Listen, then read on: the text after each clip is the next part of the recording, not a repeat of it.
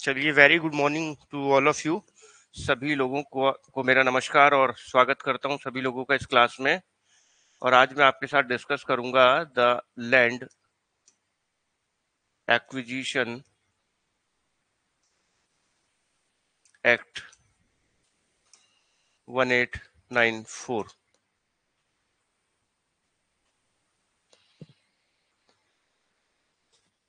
यदि आप इस एक्ट के स्ट्रक्चर को देखेंगे तो इस एक्ट को पार्ट्स में डिवाइड किया गया और उसमें टोटल 8 पार्ट्स हैं, जिसमें 55 सेक्शंस हैं। टोटल 8 पार्ट्स, अध्याय नहीं है, चैप्टर्स नहीं है, बल्कि इसमें भाग दिए गए हैं एंड 55 सेक्शंस। और ये एक्ट 1 मार्च 1894 को लागू हो गया। 1 मार्च 1894 को ये एक्ट लागू हो गया। इसकी डेट ऑफ कमेंसमेंट ये है।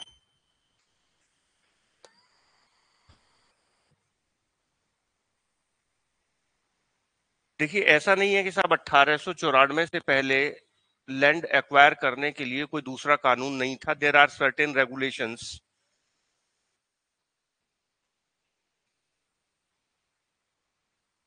विच were passed by the British government. British सरकार के द्वारा बहुत सारे रेगुलेशंस अलग अलग एरियाज के लिए, चाहे वो बंगाल हो, आसाम हो, या फिर मुंबई हो, मद्रास हो, अलग अलग प्रांतों के लिए अलग अलग रेगुलेशंस बनाए गए थे और जिसके माध्यम से लैंड एक्वायर की जाती थी। But that were not proper. वो बेसिकली जस्टिफिएबल नहीं थे और उसमें बहुत सारे प्रोविजंस ऐसा हुआ करते थे जिससे लैंड होल्डर की जमीन को जब चाहे, जैसे चाहे, बिना उनकी परमिशन के और without giving any compensation to the land holders उनकी लैंड एक्वायर कर ली जाती थी ब्रिटिश सरकार के द्वारा। फिर धीरे धीरे समय चेंज हुआ और 1894 में एक एक्ट बनाया गया, the land acquisition act 1894। But इसकी प्रासंगिकता की यदि बात करें तो साहब, भारतीय संविधान लागू होने के बाद इसकी प्रासंगिकता संबंधित रहती है आर्टिकल 300 ए से। संविधान का अनुच्छेद 301 जो आपको राइट टू प्रॉपर्टी देता है, संपत्ति का अधिकार,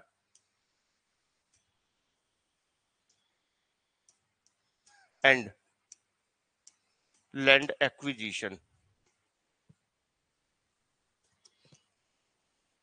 इससे कनेक्ट करके आपसे मेंस में सवाल पूछा जा सकता है। तो एक तो ये एक्ट आपके पास है आज की तारीख में, जो वैसे रिपील्ड हो चुका है बट आपके एग्जामिनेशन के पर्पज से पूछा गया। और दूसरा, साथ ही साथ एक दूसरा, the land acquisition act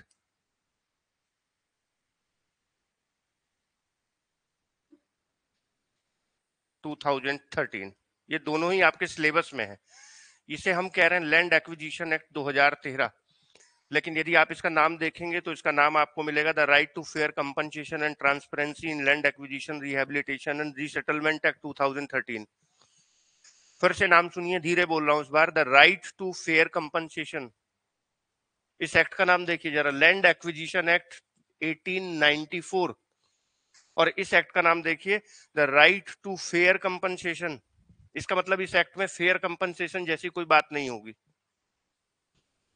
and transparency in the land acquisition, और फिर ट्रांसपेरेंसी की भी कमी रही होगी।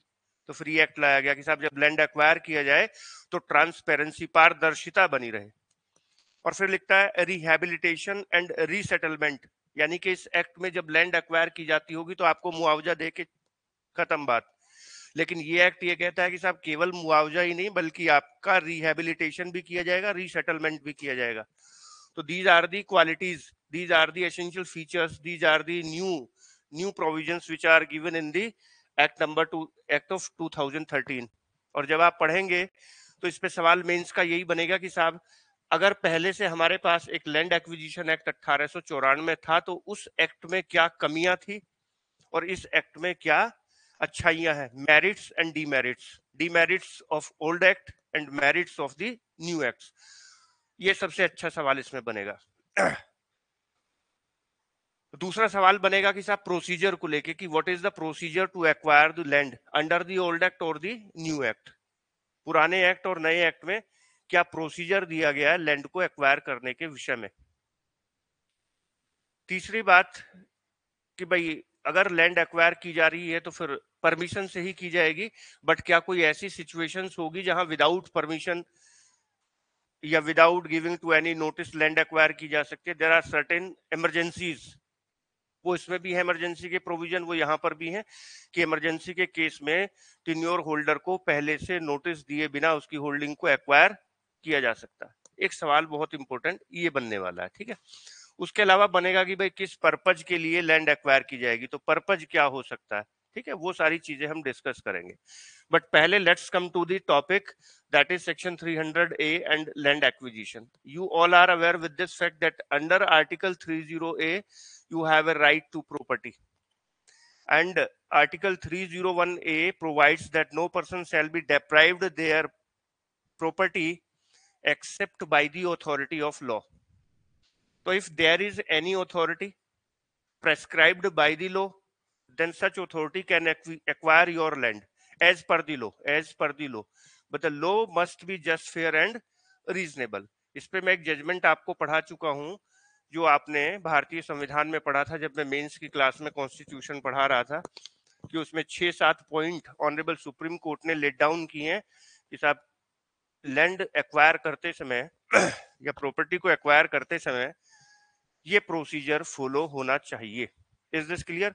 एक और जजमेंट लिखिए, Vidya Devi versus state of Himachal 2020 supreme court, Vidya Devi versus state of Himachal Pradesh 2020 supreme court.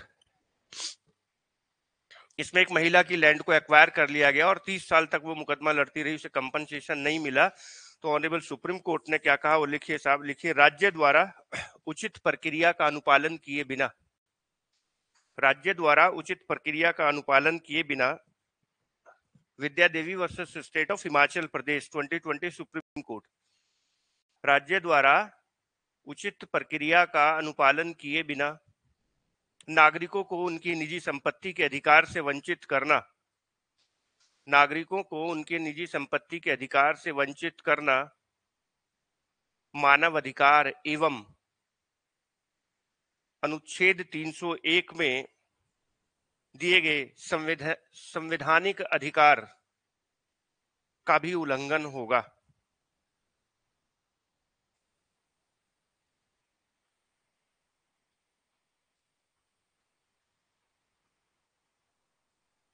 देखिए साहब, without compliance of due process, without compliance of due process deprived the citizens to their right to property, without compliance due process deprive the citizens to their right to property,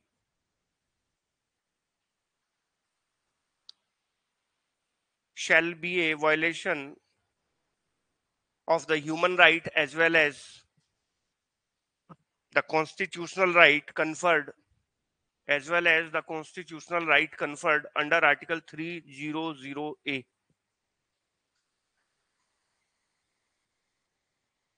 तो जब भी land acquire होगी article 30A बीच में जरूर आएगा। Land acquisition का right appropriate government के पास है। लैंड एक्वायर कौन करेगी? Appropriate government.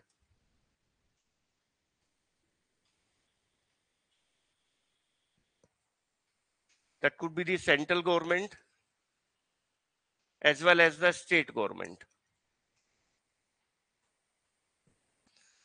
तो केंद्र सरकार या राज्य सरकार लैंड को एक्वायर करती है और ये अधिकार केंद्र सरकार या राज्य सरकार को कानून ने दिया है जिसका नाम है लैंड एक्विजिशन एक्ट।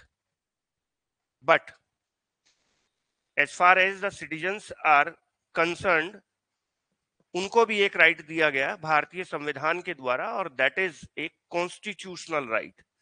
तो साहब अगर एप्रोप्रिएट गवर्नमेंट के राइट्स की आप बात करते हैं तो वो राइट तो स्टैट्यूटरी राइट्स है।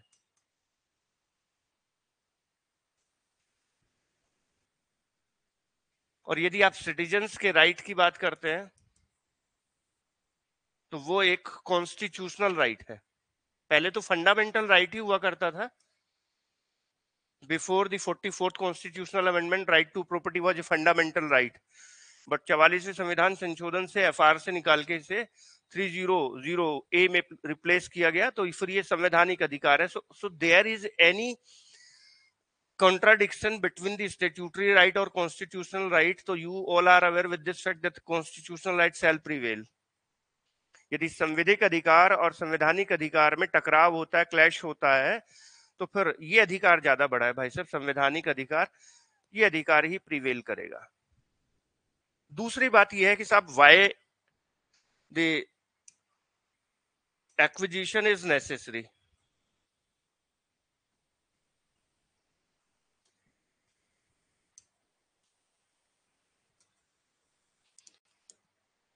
भाई संपत्ति का अर्जन ही क्यों जरूरी है? हालांकि ये बात भी अपनी जगह सही है कि जो भी प्रॉपर्टी है वो सारी सरकार की होती है, बट सरकार ने उस प्रॉपर्टी का बंदोबस्त, सेटलमेंट व्यक्तियों के साथ कर दिया कि भाई ये आपकी, आपके डिस्ट्रीब्यूट किया, ताकि विधि और व्यवस्था बनी रहे. जब सोशल कॉन्ट्रैक्ट थ्योरी पढ़ते हैं कि किस तरीके से स्टेट का निर्माण हुआ और नागरिकों ने अपने राइट सरेंडर किए कि हमें तो साहब राइट टू प्रॉपर्टी और राइट इन पर्सन चाहिए, हमारे शरीर और संपत्ति की आप सुरक्षा करें, बाकी सारे अधिकार आपके हैं. तो स्टेट का जन्म होता है और स्टेट इस काम को करना शुरू कर देता है. But initially state was laces fair. State की जो पॉलिसी थी प्रारंभ में वो ये थी कि साहब मैं आपके कार्यों में हस्तक्षेप नहीं करूंगा, आप जो भी करते रहें. But by the constitution we constituted a welfare state. हमने एक कल्याणकारी राज्य की स्थापना की. और in democracy the state almost be a welfare state. जहां भी डेमोक्रेसी है वहां पर स्टेट आपको वेलफेयर स्टेट ही मिलेगा, अदरवाइज अभी भी लेसेज फेयर स्टेट मिल सकते हैं. लेसेज फेयर जो आपके कार्यों में हस्तक्षेप नहीं करेंगे, वेलफेयर जो आपके कार्यों में हस्तक्षेप करेंगे ताकि पीपल एट लार्ज का वेलफेयर हो सके, कल्याण हो सके. तो साहब अगर वेलफेयर स्टेट है तो फिर वो राष्ट्र के विकास के लिए, for the development of the Nations, वो बहुत सारे कार्य करेगा. उन कार्यों में राष्ट्र के विकास के लिए, चाहे इंडस्ट्रियलाइजेशन हो, औद्योगिकरण हो, अर्बनाइजेशन हो, इंफ्रास्ट्रक्चर प्रोजेक्ट्स हो, अदर इनेक्टमेंट्स हो, उन कार्यों को करेगा. और उन कार्यों के लिए लैंड की जरूरत होगी साहब, और हो सकता है राज्य के पास इतनी अपनी सफिशिएंट लैंड ना हो, तो फिर ये लैंड जो आपकी थी सिटीजन्स की, उसको एक्वायर किया जाएगा. But there must be a authority prescribed by the law. Article 300 A यही कहता कि ठीक है आपका राइट टू प्रॉपर्टी तो है, लेकिन भाई वो एब्सोल्यूट नहीं है, लिया जा सकता है. They are subjected to the authority by law. तो साहब एक कानून बनेगा, कानून के अंदर एक अथॉरिटी निर्धारित होगी और एक प्रोसीजर प्रेस्क्राइब किया जाएगा. वो प्रोसीजर के अनुसार ही आपकी लैंड को एक्वायर कर लिया जाएगा. But the procedure must be just, fair and reasonable. The procedure should not be arbitrary. ये नहीं कि साहब मनमाने तरीके से आपकी लैंड को ले लिया जाए. अब 1894 का जो एक्ट था साहब, वो अंग्रेजी शासन के समय का ही बना हुआ था. उसमें ये कुछ कमियां थी, थोड़ी सी आर्बिट्रेरीनेस देखने को मिल रही थी वहां पे. तो इस वजह से जरूरत पड़ी 2013 के एक्ट की. ठीक है, चलिए पहले लिखिए demerits of the land acquisition act 1894. भूमि अधिग्रहण अधिनियम 1894 की कमियां. Demerits of the land acquisition act 1894, भूमि अधिग्रहण अधिनियम 1894 की कमियां. फर्स्ट डीमेरिट लिखिएगा साहब, लिखिए this act provides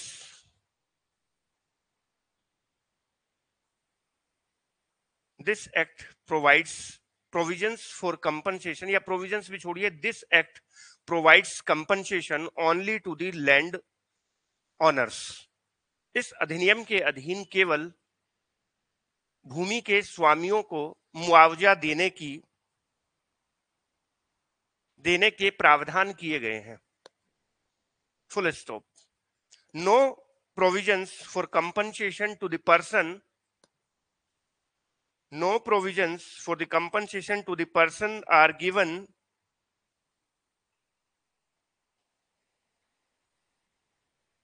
to the dependents of the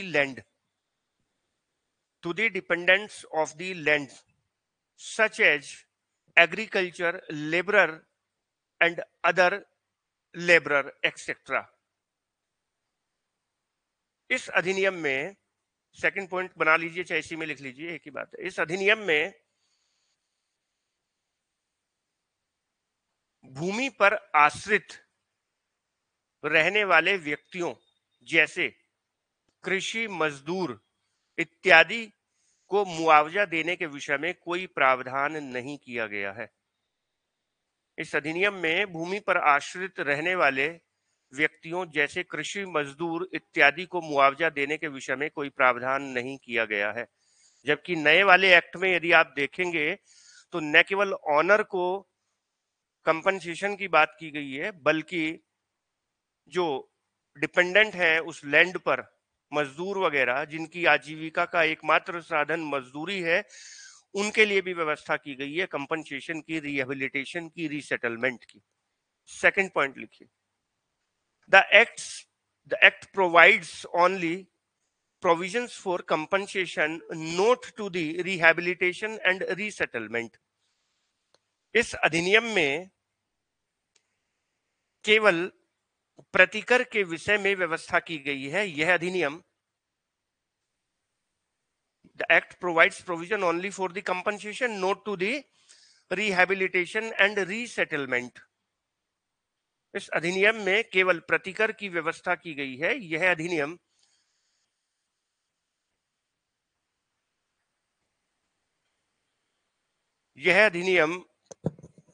पुनर्वासन और पुनर्व्यवस्थापन के संबंध में मौन है। पुनर्वासन, रीसेटलमेंट और पुनर्व्यवस्थापन के संबंध में मौन है। थर्ड पॉइंट जो भी हो, सेकंड थर्ड जो भी आप लिख रहे हैं, या मतलब next point, under this act land shall be acquired for public purpose and for company। इस अधिनियम में भूमि का अर्जन लोक प्रयोजन एवं कंपनी के लिए किया जा सकता है, but the word public purpose are not clearly defined. इस अधिनियम में under this act land can be acquired for public purpose or company, but the word public purpose या term public purpose are not clearly defined.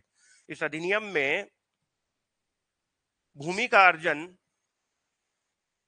लोक प्रयोजन एवं company हेतु किया जा सकता है, परंतु लोक प्रयोजन शब्द को स्पष्ट रूप से, या लोक प्रयोजन शब्द की स्पष्ट रूप से व्याख्या नहीं की गई है। परिभाषित तो है बट क्लियरली डिफाइन नहीं है, झोल है उसमें।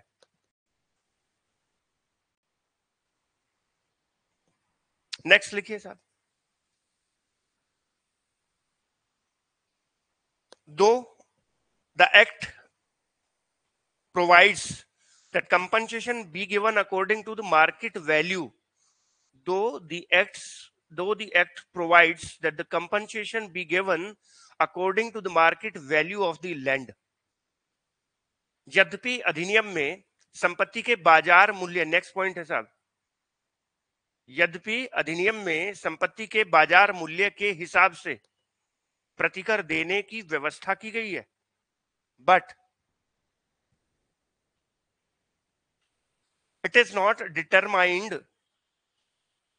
yeah, it is not ensured that how to be calculated, but it is not ensured in the act that how to be calculated the market value of the land। परंतु यह सुनिश्चित नहीं किया गया है कि भूमि का मूल्य किस तरीके से निर्धारित किया जा सके। Therefore, in many cases, इस प्रकार बहुत सारे मामलों में भूस्वामी को बाजार मूल्य से कम प्रतिकर प्राप्त होता है। Therefore, in many cases, the owner of the land receive less compensation as to the market value of the land.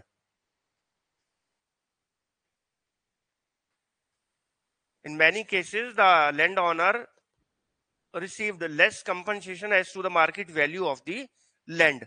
Next देखिए साहब,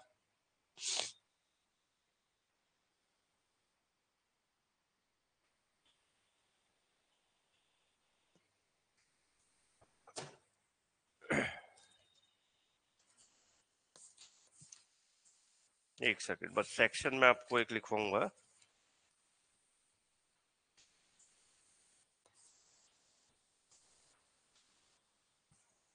एक सेकंड होल्ड कीजिएगा आप, एक सेक्शन मेंशन कराना बस।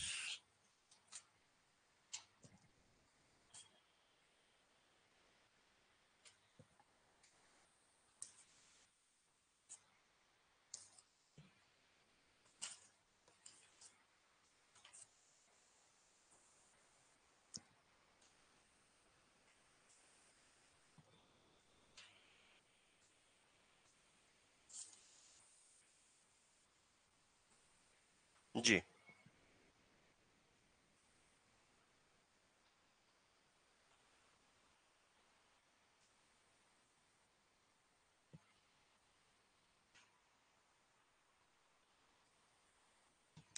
नहीं, ये नहीं है।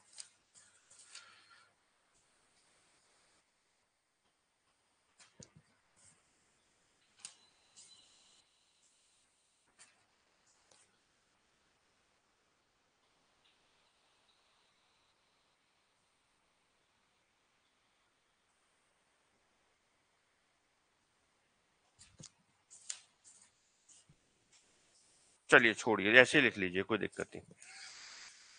ठीक है साहब, इस अधिनियम में आपात की स्थिति में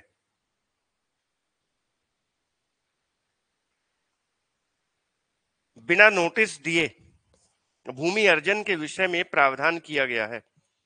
इस अधिनियम में आपात की दशा में, आप ऐसे लिखिए, इस अधिनियम में आपात की दशा में भूमि अर्जन के संबंध में समुचित सरकार को, इस अधिनियम में आपात की दशा में भूमि अर्जन के संबंध में समुचित सरकार को विशेष शक्तियां दी गई हैं। The act given the special power to the appropriate government for acquisition in emergent situation. The act given special power to the appropriate government for acquisition of land in emergent situation. इस अधिनियम में आपात की दशा में समुचित सरकार को भूमि अर्जन के संबंध में विशेष शक्तियां दी गई हैं, बट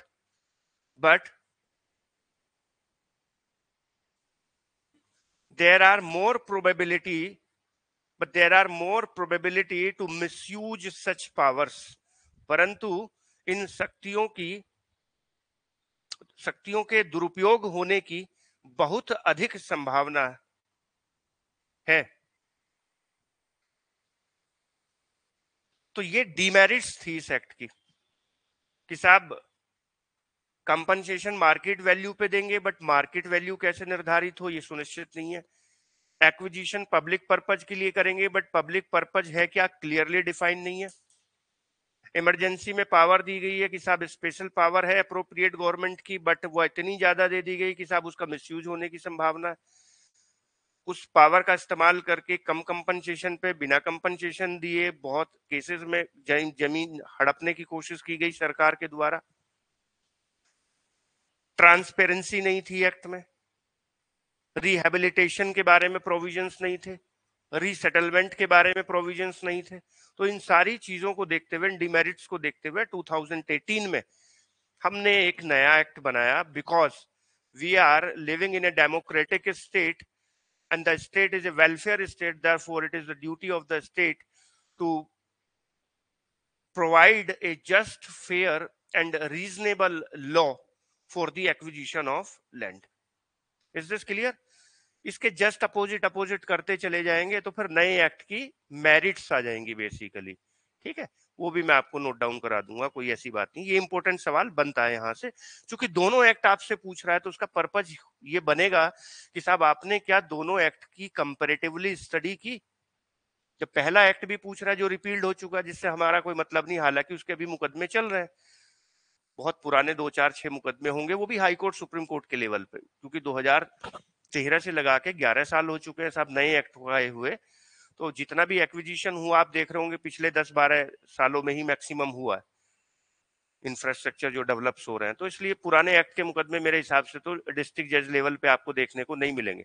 आपको इस एक्ट में काम करने को मिलेगा जब आप अपर जिला जज हो जाएंगे, क्योंकि जो भी कंपनसेशन अवार्ड होगा सेक्शन 11 में डीएम के द्वारा, कलेक्टर के द्वारा सॉरी, उस अवार्ड का रेफरेंस अगर उसे चैलेंज किया जाता है तो उसका रेफरेंस आप लोगों के पास ही आएगा, जिला जज के पास आएगा, वो आपको ट्रांसफर कर देते हैं। वो अलग बात है कि आप ऑर्डर क्या करते हैं, बढ़ाते हैं कि नहीं बढ़ाते, वो अलग बात है। ठीक है। चलिए दूसरी चीज जान लेते हैं इसमें। अभी अभी कुछ छोटी छोटी बातें जानेंगे, ठीक है, क्योंकि एक्ट सभी के लिए नया है। ऐसा नहीं है कि मैंने इस एक्ट में बहुत काम किया हो तो सब मैं बड़ा विद्वान हूं इस एक्ट के लिए, नहीं, मेरे लिए भी इतना ही नया है जितना आप लोगों के लिए नया है रियली में। और ऐसा बिल्कुल पॉसिबल नहीं हो सकता कि कोई व्यक्ति 1 घंटे 2 घंटे इसकी इसकी रीडिंग मार के आए और आपको पढ़ा दे, ये बिल्कुल नहीं है। जब आप ऐप को आप थ्रूली पढ़ लेते हैं, समझते हैं, उसका प्रोसीजर समझते हैं, उसकी उसकी बातें, बारीक बातें समझते हैं, उसकी मेरिट डिमेरिट समझते हैं, तभी पॉसिबल हो पाता है कि कोई व्यक्ति आपको उसको समझा पाए बेहतर तरीके से। तो एक 2 3 चीजें छोटी छोटी सी है ना, जैसे एक तो आर्टिकल 30A हमारी समझ में आता है, फिर एक्ट क्यों लाया गया, एक्विजिशन की जरूरत क्यों पड़ी, ये भी हमारी समझ में आ गया कि ठीक है साहब, for the development of the Nations land की जरूरत पड़ेगी, उसके लिए हमें औद्योगिकरण करना होगा, शहरीकरण करना होगा, इंफ्रास्ट्रक्चर प्रोजेक्ट्स लगाने होंगे, जो आजकल आप देख भी रहे हैं। जैसे स्पेसिफिक रिलीफ एक्ट में आपने प्रोजेक्ट्स देखे, शेड्यूल्स वहां पीछे जुड़ी हुई, इसमें तमाम प्रोजेक्ट्स दिए हुए हैं, सोशल प्रोजेक्ट्स हैं और तमाम गैस वाले प्रोजेक्ट्स हैं, ट्रांसपोर्टेशन के हैं। फिर तीसरी चीज ये है कि साहब इसकी डिमेरिट्स क्या है। चौथी चीज कि भाई एक्विजिशन कौन करेगा, तो एप्रोप्रिएट गवर्नमेंट।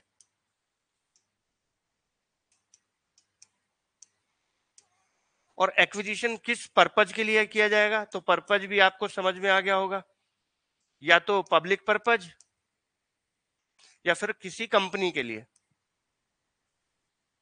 ठीक है, तो नेक्स्ट चीज हमारे ये निकल के आएगी साहब, प्रोसीजर क्या होगा। देखिए अभी मैं एक्ट नहीं पढ़ा रहा आपको, किसी भी सेक्शन पे पर्टिकुलर नहीं जा रहा हूं, मैं आपको इसका स्ट्रक्चर समझा रहा हूं कि अगर इसकी स्कीम आपको समझ में आ गई तो फिर चाहे इसे आप भी पढ़ लीजिएगा खुद भी, तो भी आप इसे इजीली पढ़ पाएंगे। प्रोसीजर फॉर एक्विजिशन, अर्जन की, भूमि अर्जन का प्रक्रिया क्या होगी। देखिए सिंपल सा समझिए तरीका है, ठीक है, बिल्कुल अपने दिमाग पे जोर डाले बिना। ये पावर है एप्रोप्रिएट गवर्नमेंट की, केंद्र या राज्य सरकार की। तो जब केंद्र और राज्य सरकार को ये लगेगा कि साहब किसी पब्लिक पर्पज के लिए या किसी कंपनी के लिए किसी क्षेत्र में स्थित भूमि की जरूरत है,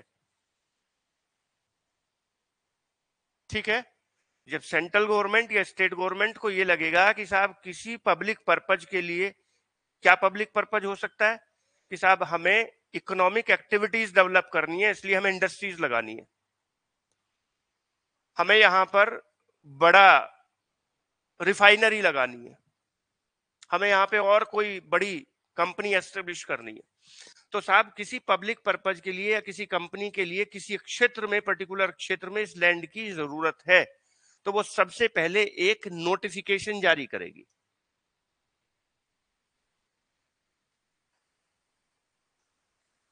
गजट में।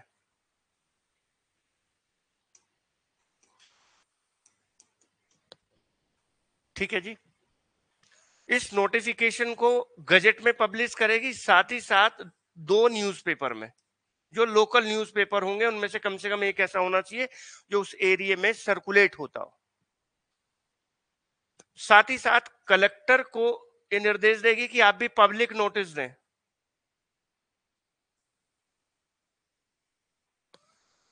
कि भाई यहां पर लैंड एक्वायर होनी है इस एरिया में। हमें पता चल जाता है ना कि हमारी लैंड एक्वायर हो सकती है, वहां को हाईवे निकलने वाला है, हाईवे प्रपोज हो गया तो हमारी जमीन के यहाँ को निकलेगा, इसलिए हमारी लैंड एक्वायर होगी, एक नोटिफिकेशन, खबर फैल जाती है। तो खबर फैलने के बाद जब पब्लिक नोटिस देता है कलेक्टर, तब ना हमें पता चलता है। अभी सरकार इंटरनली काम कर रही है, गजट में छाप रही है, हमें नहीं पता चल पा रहा क्या होने वाला। तो साहब उन्होंने कलेक्टर को कहा, कलेक्टर ने पब्लिकली नोटिस दे दिया कि भाई ऐसे ऐसे लैंड एक्वायर होने वाली है। अब चूंकि पब्लिक नोटिस क्यों दिया गया, क्योंकि अब सर्वे होगा। अब अधिकारी आएंगे, कोई फीता लेके आएगा, 10-10, 15-15 अधिकारी आएंगे।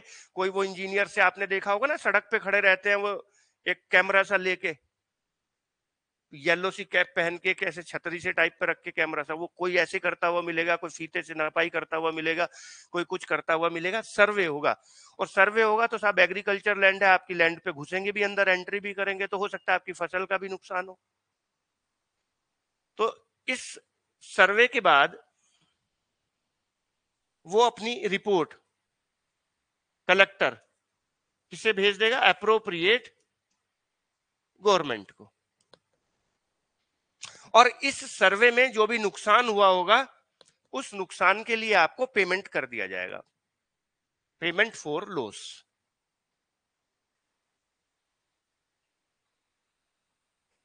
ये हो गया सेक्शन नंबर 5।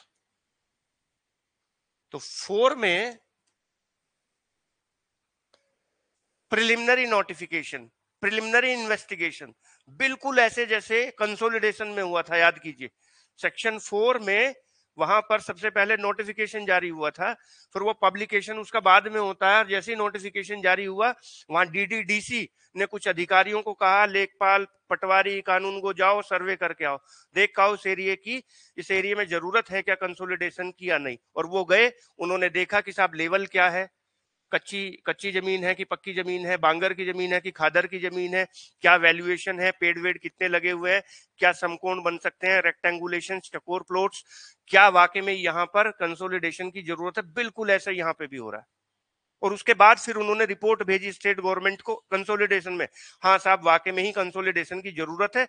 तब स्टेट गवर्नमेंट ने एक नोटिफिकेशन सेक्शन 4 सब क्लोज 2 में पब्लिश किया, और जब वो 4.2 का नोटिफिकेशन पब्लिश होता है, तब से कंसोलिडेशन वहां स्टार्ट हो जाती है। सिमिलरली यहां पर भी अभी तक ये preliminary notification and preliminary investigation है, पता तो चले सर्वे करके वाकई में ही जमीन एक्वायर होने लायक है भी कि नहीं। अब ऐसी जमीन थोड़ी एक्वायर कर लेंगे साहब जो बिल्कुल फसल के लिए बनी हो। इतनी फर्टाइल लैंड है कि साहब हर 3 महीने के चक्र पे एक नई फसल पैदा हो जाती है। हमारे पश्चिमी उत्तर प्रदेश में गेहूं, गेहूं के बाद धान, धान के बाद गन्ना, गन्ने के बाद बाजरा, बाजरे के बाद काट के साहब लगा देंगे बरसीम, बरसीम के बाद ज्वार लगा देंगे। इतनी फर्टाइल जमीन ऐसे इजीली आप एक्वायर करते जाओगे तो फिर खाने को कहां से आएगा साहब। नए वाले एक्ट में इसके बारे में भी प्रोविजन है कि अगर ऐसी फसल जिसपे मल्टीपल क्रॉप्स आप पैदा कर सकते हैं, तो उसको बहुत आसानी से एक्वायर नहीं किया जाएगा। और यदि किया जाएगा तो फिर ऐसी व्यवस्था की जाएगी कि कोई जो बंजर लैंड हो जिसको डेवलप किया जा सकता हो एग्रीकल्चर पर्पज के लिए, या फिर उतने पैसे रिजर्व रखे जाएंगे कि साहब कहीं खाद्य फूड की समस्या ना हो जाए। ऐसे नए वाले एक्ट में प्रोविजंस किए गए। तो ये सारी चीजें, इसी चीज को देखने के लिए एक सर्वे हुआ। सर्वे होने के बाद जो नुकसान हुआ सर्वे में, वो पेमेंट टेन्योर होल्डर्स को कर दिया गया। अब साहब ये रिपोर्ट भेज दी गई, ठीक है।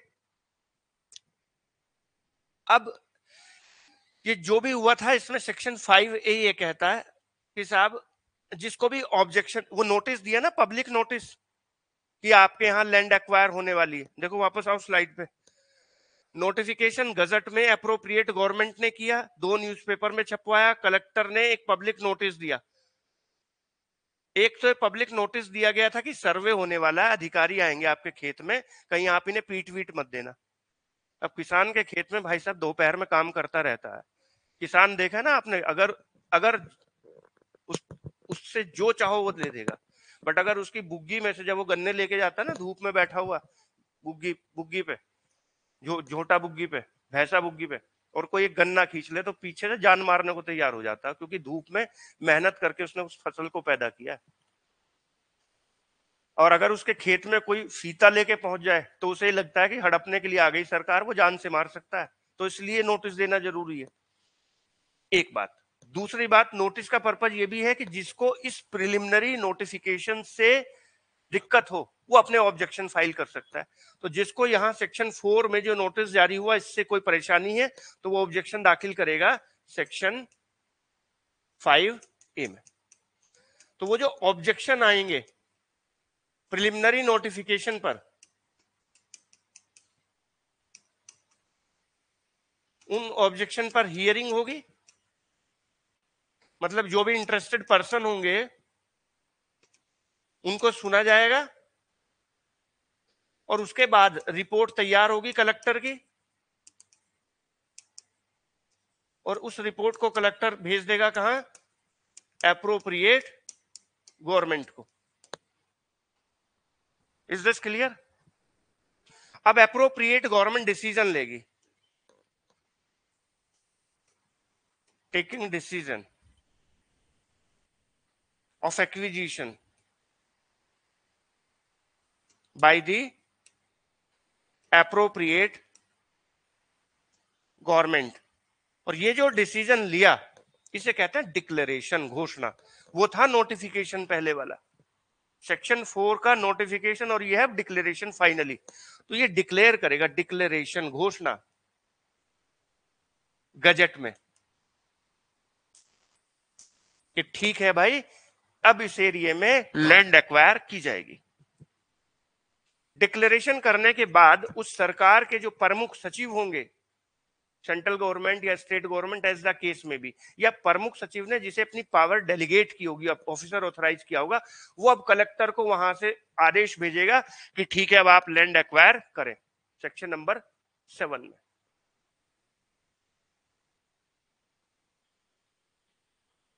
सेक्शन नंबर 8 में जब लैंड एक्वायर होगी तो फिर से लैंड का मेजरमेंट होगा, उसका वैल्यूएशन निकाला जाएगा। जिसको इसके बारे में ऑब्जेक्शन होंगे वो सेक्शन 9 में ऑब्जेक्शन कर सकता है। फिर से ऐसा हो सकता है कि लैंड सही से नहीं मापी गई है कि साहब आप तो कह रहे थे 2 बीघे लैंड हमारी एक्वायर करने को, आपने तो 2.5 बीघे कर ली। या ऐसा हो सकता है कि साहब जो 2 बीघे ही लैंड एक्वायर हुई है, 2 बीघे ही होनी थी, बट कंपनसेशन आप हमें 1 बीघे का ही दे रहे हैं। ऐसा है कि हाईवे बनाने के लिए जो लैंड एक्वायर होनी थी वो तो होनी थी, बट कुछ मिट्टी उठाने के लिए भी बराबर में है, वो एक्वायर नहीं होती है, मिट्टी के पैसे दे दिए जाते हैं, लेकिन पैसे नहीं मिले साहब। या आपने वो एक्वायर भी नहीं की, मिट्टी भी उठा ली और छोड़ भी नहीं रहे आप उसे, ऐसे भी आपको मुकदमे देखने को। तो ये सारे जो ऑब्जेक्शंस होंगे ये सेक्शन 9 में होंगे। अब इन फाइनली ऑब्जेक्शंस को सुनकर डीएम जो है, या तो आपको दिक्कत है कंपनसेशन को लेकर, या आपको दिक्कत है मेजरमेंट को लेकर, जब लैंड आपकी एक्वायर हो रही है, माप जो सही नहीं हुआ साहब, कंपनसेशन सही नहीं हुआ साहब, या इंटरेस्टेड पर्संस को लेकर, आपने कहा फला की लैंड एक्वायर हो गई, दूसरा कह रहा जी मेरा भी इंटरेस्ट है इसमें, तो साहब इन बातों के बारे में ऑब्जेक्शन सेक्शन 9 में होंगे। और ये ऑब्जेक्शन फाइनली सुनकर डीएम अवार्ड पारित करेगा सेक्शन नंबर 11 में।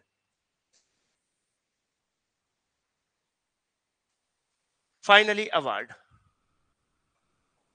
अगर किसी व्यक्ति को इस पर भी आपत्ति है तो वो डीएम के यहां फिर से अपने ऑब्जेक्शन दाखिल करेगा कि साहब हमें आपके अवार्ड पे आपत्ति है। तब डीएम इस अवार्ड को रेफर कर देगा कहां, कोर्ट को। और कोर्ट कौन, डिस्ट्रिक्ट जज के यहां। तब ये मैटर आपकी कोर्ट में आएगा। This is the procedure. This could be the another question important for your mains examination. Prelims के तो बनेंगे छोटे छोटे सवाल, नोटिफिकेशन कहां जारी होगा, किस सेक्शन में, ऑब्जेक्शन किस सेक्शंस में दिए जाएंगे, मेजरमेंट किस सेक्शंस में होगा, डिक्लेरेशन किस सेक्शन में होगा, अवार्ड किस सेक्शंस में इशू होगा। बट ओवरऑल जो प्रोसीजर आपसे पूछा जाएगा उसको लेके सवाल आपका बनता है, जिसको आपको ऐसे ही समरीली लिखना है, डिटेल्ड में नहीं जाना। अगर आप समझ पा रहे हैं तो बहुत इजीली आप लिख जाएंगे 100-150 शब्दों में सवाल को, वरना तो पढ़ते रहना, सेक्शंस बड़े लंबे लंबे चौड़े हैं। ठीक है जी, तो चलिए अब आते हैं बेयर एक्ट पे। मेरे ख्याल से थोड़ा बहुत आपकी समझ में इस एक्ट के स्ट्रक्चर को आप समझे होंगे। इस एक्ट में टोटल 8 पार्ट्स दिए गए हैं और टोटल 55 सेक्शंस हैं।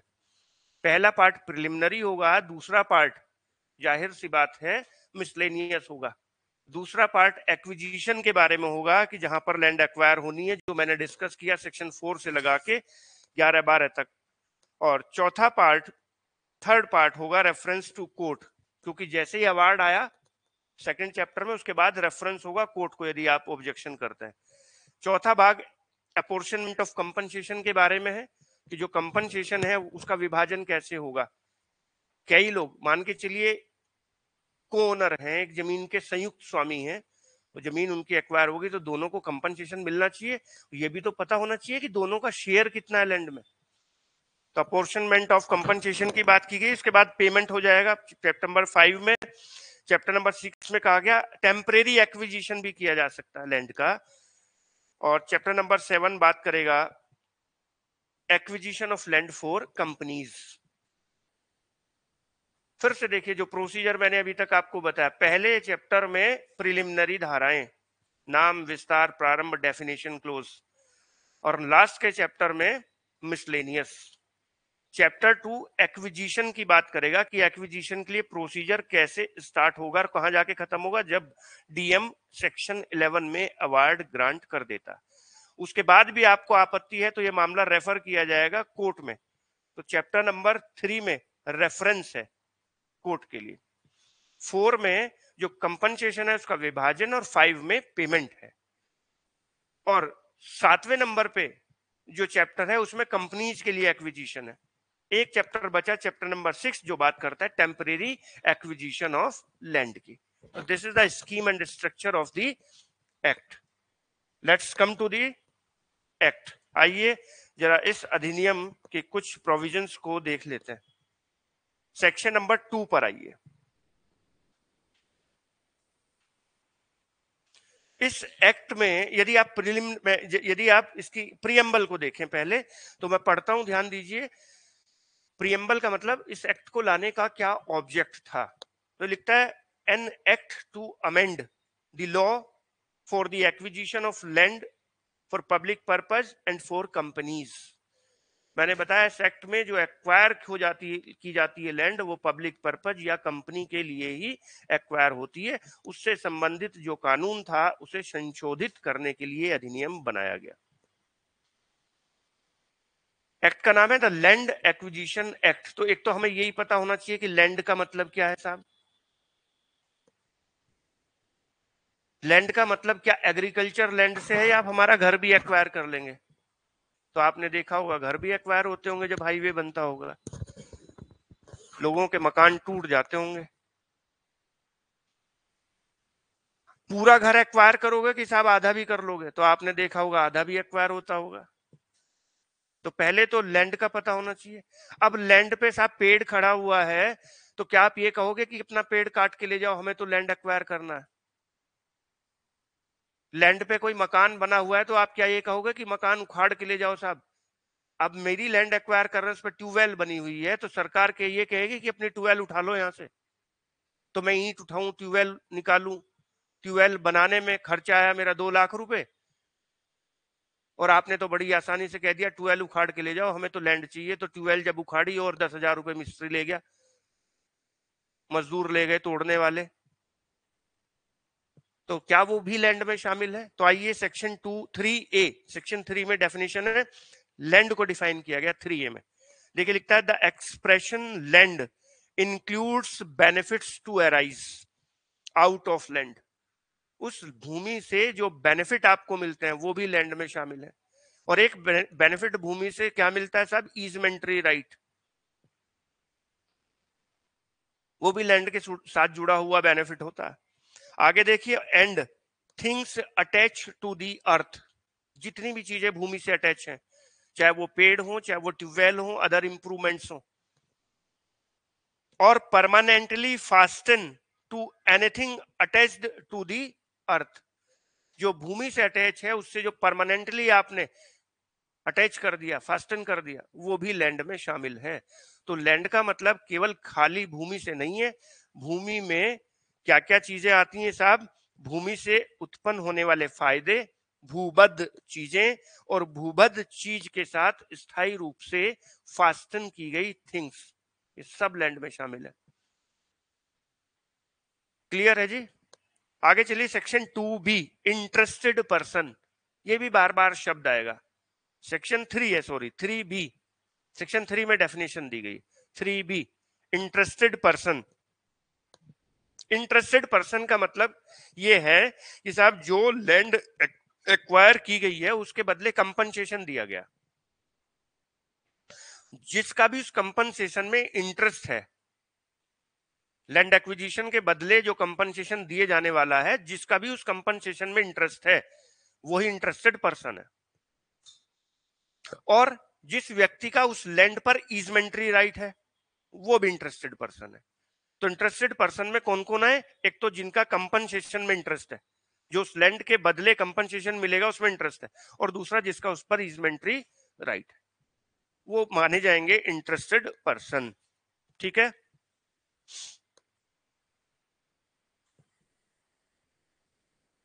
इसके बाद देखिए 2F में पब्लिक पर्पज को डिफाइन किया गया।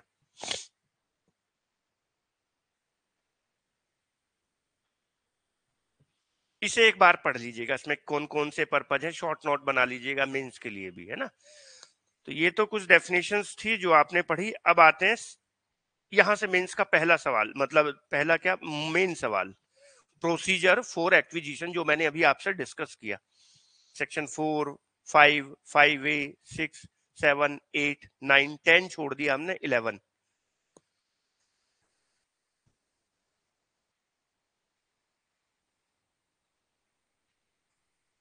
देखो मैं पढ़ता हूं, सेक्शन 4 में दो चीजें, preliminary notification and preliminary investigation. ये जो प्रारंभिक अधिसूचना जारी हुई, इसका उद्देश्य क्या है कि एक प्रारंभिक इन्वेस्टिगेशन करें, ताकि पता तो चले लैंड वाकई में एक्वायर होने लायक है कि नहीं है, क्या सुटेबल है उस पर्पज के लिए। ऐसा तो नहीं कहीं को भी औद्योगिक कॉरिडोर बना देंगे। आप जा देख रहे हैं पेरिफेरल बना है दिल्ली में एंट्री करने के लिए, तो कितना सुगमता से दिल्ली पास पार हो जाती है, और आसपास कितनी जगह आपके एक्सेस है। इधर से घुसो साहब, पूरी दिल्ली का चक्कर मार के आ जाओ।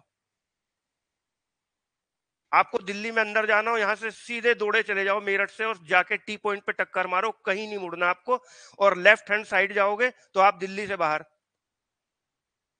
और राइट हैंड साइड जाओगे तो दिल्ली में एंट्री कर जाओगे। टी पॉइंट पड़ता है एकदम, किसी से रास्ता नहीं पूछना साहब।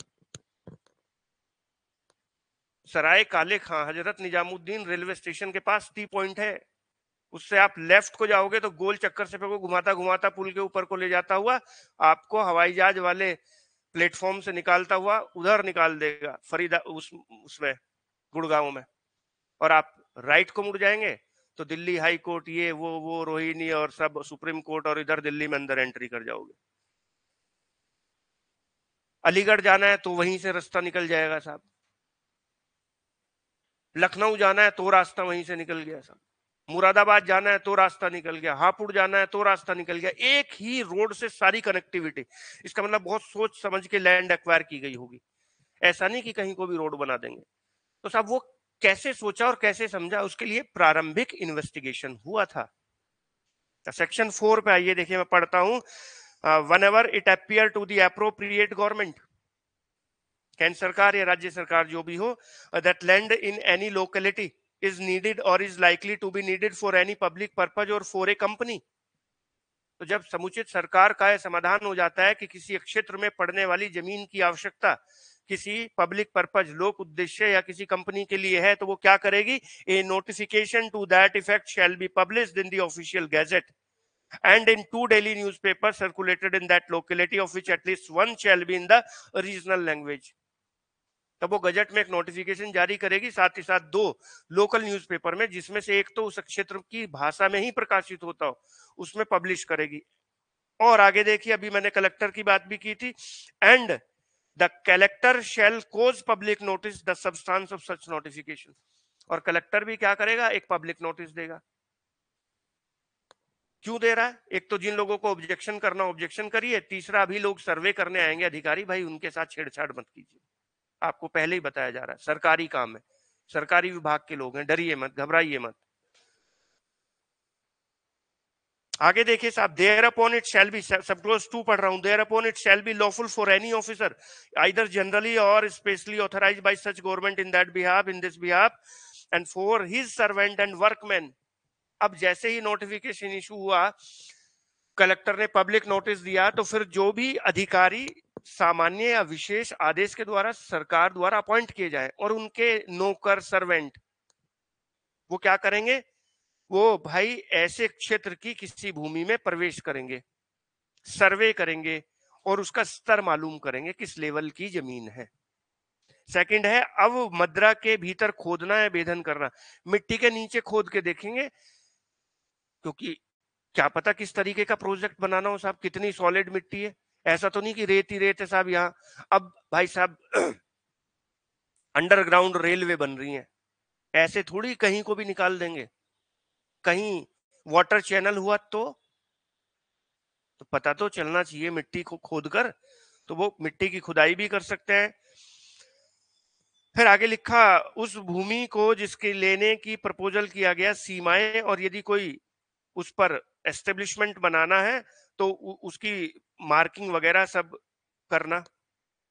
फिर to mark such level boundaries and line by placing mark and cutting trenches etcetera. तो ये एक सर्वे करने के लिए या प्रिलिमिनरी इन्वेस्टिगेशन करने के लिए ऑफिसर्स वहां पर जाएंगे और ये सर्वे होगा, ठीक है। और इसमें जो भी नुकसान हुआ होगा, सेक्शन 5 में लिखा हुआ है, वो उन्हें देने की टेंडर किया जाएगा कि भाई आपका ये नुकसान हुआ है, ले लीजिए।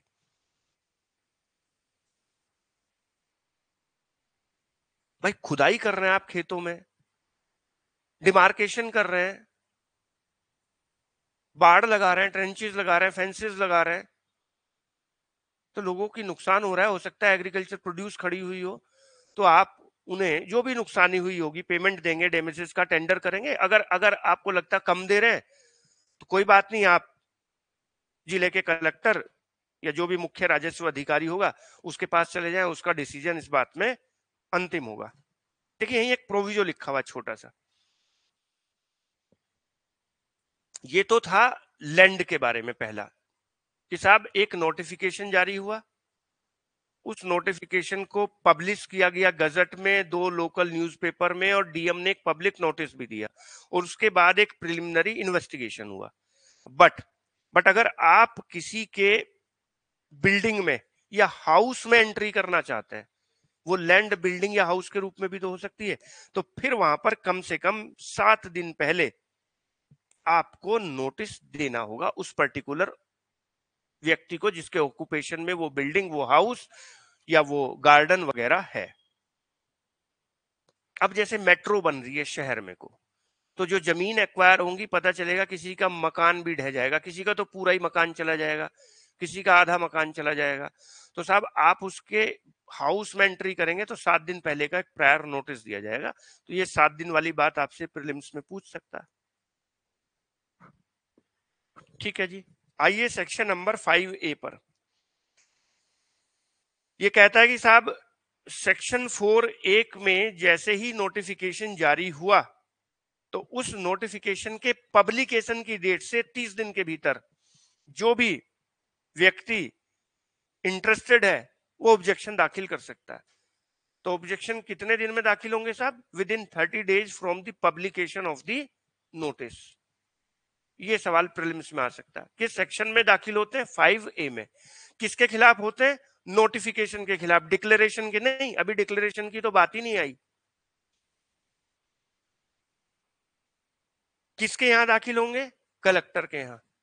अब कलेक्टर के यहां आपने नोटिस दाखिल कर दिए, वो ऑब्जेक्शन अपने दाखिल कर दिए, कलेक्टर डेट निर्धारित करेगा और उस डेट को दोनों पक्षकारों को, सभी पक्षकारों को बुलाएगा, सुनवाई करेगा और सुनवाई के बाद अपनी रिपोर्ट तैयार करेगा और रिपोर्ट तैयार करके अप्रोप्रिएट गवर्नमेंट को भेज देगा 5A में।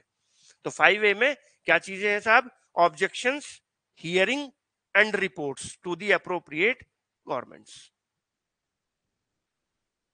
अब ये रिपोर्ट चली गई सरकार के पास। अब सरकार को निर्णय लेना, और सरकार ने निर्णय ले लिया कि हाँ ठीक है भाई, ये लैंड तो एक्वायर करनी ही है और अप्रोप्रिएट भी है। तो सरकार अब डिक्लेरेशन इशू करता है सेक्शन नंबर 6 में, और ये डिक्लेरेशन सरकार के जो भी सचिव होंगे, सेक्रेटरी के द्वारा होगा। तो सेक्शन 6 देखिए काफी बड़ी सी लिखी हुई है। मेन बात जो जब मेंस में लिखेंगे इतनी है कि साहब नोटिस प्राप्त होने के बाद यदि अप्रोप्रिएट गवर्नमेंट को प्रतीत होता है कि एक्विजिशन जरूरी है तो वो सेक्शन 6 में एक घोषणा गजट में पब्लिश कराएंगे और साथ ही साथ कलेक्टर को आदेश देंगे कि आप लैंड एक्वायर करें। सेक्शन 7 में आइए जरा सेक्शन 7 पे लिखता है कलेक्टर घोषणा के बाद अर्जन की कार्रवाई करेगा। आपने डिक्लेरेशन करी और कलेक्टर को सूचना भेज दी कि ठीक है भाई अब आप एक्विजिशन की प्रोसीडिंग से स्टार्ट करें। और कलेक्टर जब एक्विजिशन की प्रोसीडिंग स्टार्ट करेगा तो उस भूमि पर चिन्ह लगाएगा अगर पहले ही सर्वे होके माप ना हो चुकी हो। जब पहले वाला प्रिलिमिनरी सर्वे होता है ना तो उसी में पता चल जाता है कि हमारी इतनी जा रही है जी, खुश हो के बताते हैं हमारा इतना मकान चला गया जी हाईवे में, इसके पैसे मिलेंगे। अगर ये मार्क पहले ही नहीं लगाया गया, निशानदेही पहले नहीं की गई, तो फिर सेक्शन 8 कहता है कि जब कलेक्टर एक्विजिशन की कार्रवाई करेगा यदि पहले से ही मार्क नहीं की गई है, चिन्हित नहीं की गई है भूमि, तो वो मार्क लगाएगा। फिर क्या लिखा हुआ है, उसका माप भी करवाएगा, नाप तोल भी करवाएगा, कितनी है टोटल, क्या एरिया बन रहा है। और यदि उसका कोई मैप नहीं है तो उसका मैप भी बनवाएगा। अब ये जो माप तोल हुई, मैप बना, कितनी जमीन गई यहां से यहां तक की, और इधर को इतनी, और ये एरिया कितना हुआ, और इसका मैप भी बना दिया, इसके बारे में भी तो ऑब्जेक्शन हो सकता है आपको। वो ऑब्जेक्शन आप करेंगे सेक्शन नंबर 9 में।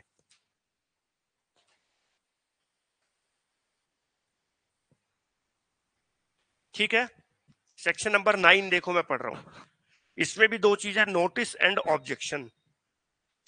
लिखता है the collector shall then cause public notice, जब वो अर्जन की कार्रवाई कर रहा है, एक्विजिशन स्टार्ट कर रहा है, जब वो इमार्क्ड कर रहा है लैंड को, जब वो मेजरमेंट कर रहा है, जब वो मैप बना रहा है, उसके बाद वो नोटिस दे रहा है फिर इंटरेस्टेड पर्सन को। The collector shall then cause public notice to be given at convenient place on or near the land to be taken.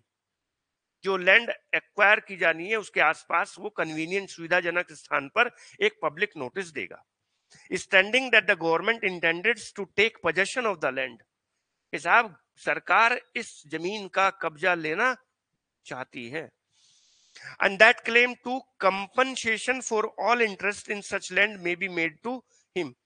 और ऐसे भूमि के सारे हितों के प्रतिकर के दावे उससे किए जा सकते हैं। सरकार कब्जा लेना चाहती है, इसलिए जो भी आपका इंटरेस्ट हो उसके बारे में जो भी कंपनसेशन बनता हो उसके क्लेम आप कर सकते हैं, ऑब्जेक्शन दाखिल कर सकते हैं, कहने का मतलब ये।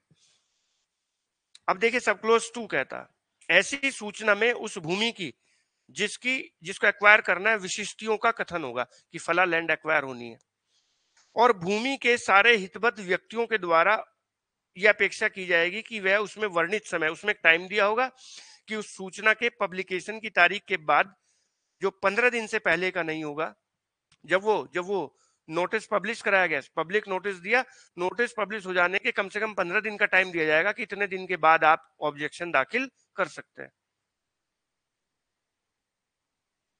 कंपनसेशन की रकम के लिए, कौन सी लैंड आपकी ली जानी है, कितनी लैंड ली जानी है, मेजरमेंट गलत हुआ है साहब, मैप गलत बनाया गया साहब, सारी चीजों के बारे में यहां पर आप ऑब्जेक्शन कर सकते हैं। जब ये ऑब्जेक्शन आएंगे तब 11 में कलेक्टर जांच करेगा और जांच के बाद अवार्ड देगा।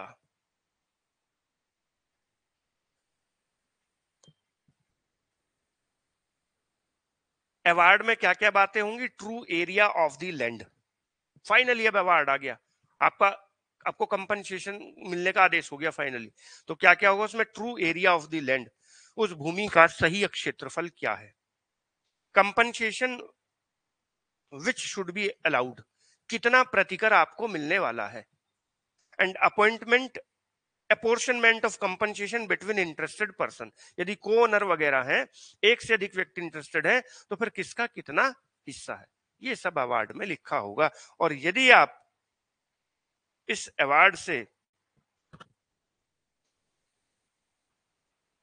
परेशान है तो आप रेफरेंस कर सकते हैं और फिर से एप्लीकेशन दाखिल कर सकते हैं और कलेक्टर अब इसे भेज देगा कोर्ट को। ये एक प्रोसीजर आपसे सवाल मेंस का भी बनेगा, यहां से छोटे छोटे सवाल प्रीलिम्स के भी बनेंगे। ठीक है, आइए जरा सेक्शन नंबर 11A पर आते हैं। टाइम बताया गया है कि साहब क्या कोई टाइम पीरियड भी है अवार्ड देने का। सेक्शन 4 में नोटिफिकेशन आया, 5A में ऑब्जेक्शन आए, रिपोर्ट कलेक्टर ने स्टेट गवर्नमेंट या सेंट्रल गवर्नमेंट को भेज दी और उन्होंने सेक्शन 6 में निर्णय ले लिया फाइनली कि हाँ लैंड एक्वायर होनी है, तो उन्होंने डिक्लेरेशन कर दिया और सेक्शन 7 में कलेक्टर को आदेश दे दिया कि शुरू करें कार्रवाई। कलेक्टर ने फिर से मापजोप कराई सेक्शन 8 में, 9 में फिर उस पर ऑब्जेक्शन मांग लिया और 11 में अवार्ड दे दिया। लेकिन इस अवार्ड को देने की क्या कोई लिमिटेशन है? कितने दिन में आप अवार्ड देंगे? या साहब 20-20 साल लटकाए रखेंगे? लोगों की जमीन ले ली, मुआवजा आपने दिया नहीं। देखिए क्या लिखा है, इंपॉर्टेंट सेक्शन है। अभी इसी पे तो जजमेंट लिखवाया था आपको, Vidya Devi state of Himachal Pradesh, section 11A, 30 साल तक मुआवजा ही नहीं दिया उस महिला को। आर्टिकल 30A कॉन्स्टिट्यूशनल राइट है उसका, फंडामेंटल राइट है। किस चीज का? Fair trial, speedy trial, article 21 में। आप उसका भी वायलेशन कर रहे हैं, आप 300A का भी वायलेशन कर रहे हैं।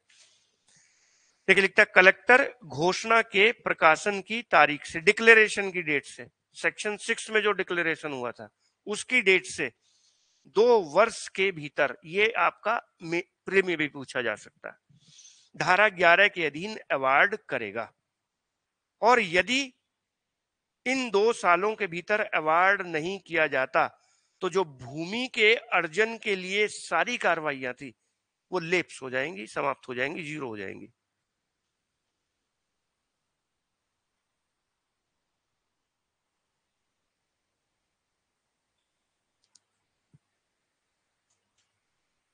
Is this clear? इस पे प्रॉब्लम भी बना के पूछ सकता है, इस पे छोटा सा सवाल भी मेंस का बना के पूछ सकता है, इस पे प्रीलिम्स का सवाल भी पूछ सकता है और इस पे आपसे इंटरव्यू में भी क्वेश्चन पूछ सकता है। बताइए साहब, कलेक्टर को कंपनसेशन के लिए जो अवार्ड देना होता है उसकी कोई लिमिटेशन पीरियड है? 2 ईयर्स है। और अगर नहीं दे पाया तो फिर क्या होगा? जितनी भी प्रोसीडिंग्स थी एक्विजिशन की, दे शैल बी लेप्स्ड। बाकी लिखा है कलेक्टर का निर्णय फाइनल होगा। अगर कोई इसमें क्लैरिकल अर्थमेटिकल मिस्टेक हुई उनको वो सही कर सकेगा और समुचित सरकार को रिवीजन की पावर होगी कलेक्टर के आदेश के खिलाफ 15A में।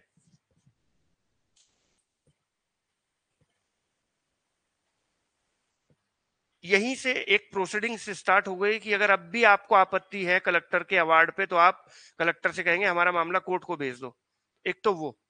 और अगर आपत्ति नहीं है तो कलेक्टर फिर ये अवार्ड हो जाने के बाद पोजेशन लेने की कार्रवाई स्टार्ट करेगा, कब्जा लेने की। भाई अभी तो तय कर दिया कि इतने मिलेंगे आपको, अब कब्जा भी तो लेगा। और इमरजेंसी की सिचुएशन में अवार्ड से पहले भी कब्जा ले सकता है, तो कब ले सकता है? अभी अवार्ड भी नहीं हुआ, इमरजेंसी की सिचुएशंस में कुछ पावर दी गई है जिनका मिसयूज हुआ, अवार्ड होने से पहले ही कंपनसेशन ले लिया, ओ सॉरी कब्जा ले लिया। रेलवे के केस में भी ऐसा ही होगा। मान के चलिए रेलवे लाइन है, नदी के ऊपर को जा रही है, नदी ने रास्ता बदल दिया, कुछ गिर गया, पुल गिर गया, तो इमरजेंसी सिचुएशन है, उस स्थिति में भी अभी अवार्ड होने से पहले ही कब्जा लेना पड़ेगा जमीन का, उसे सही करने के लिए। तो देखिए सेक्शन नंबर 16 में कब्जा लेने की शक्ति है कि जब कलेक्टर धारा 11 के अधीन निर्णय दे दे तब वह भूमि पर कब्जा कर सकेगा और ऐसी लैंड सब एनक्रम्बेंस से फ्री होकर सरकार में एब्सोल्युटली चली जाएगी। लेकिन सेक्शन 17 इमरजेंसी की सिचुएशंस में स्पेशल पावर देता है कि अवार्ड से पहले भी पोजेशन लिया जा सकता है।